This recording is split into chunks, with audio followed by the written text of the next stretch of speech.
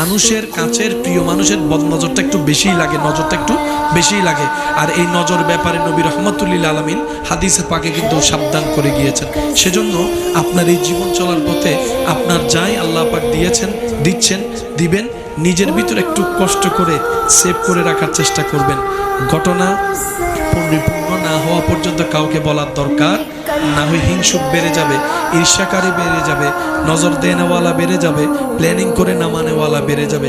কাজটা পরিপূর্ণ হওয়ার পরে আগে রবের দরবারে 2 রাকাত শুকরিয়ার আদায় নামাজ করবেন যে ইয়া রব, আমি যোগ্য ছিলাম না, আমি ছিলাম মাটির, তুমি আজকে আমাকে 4 তলার উপর তুলে দিয়েছো, সুবহানাল্লাহ।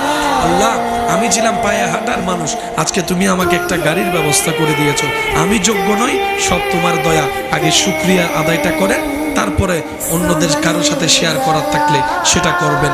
আর আপনার প্রিয় কাছের মানুষের মধ্যে মা বাবা যদি বেঁচে থাকে, সেই জিনিসটা আগে মা বাবার হাতে দিয়ে একটু যেন দোয়াটা হয়, কারণ সন্তানের কল্যাণে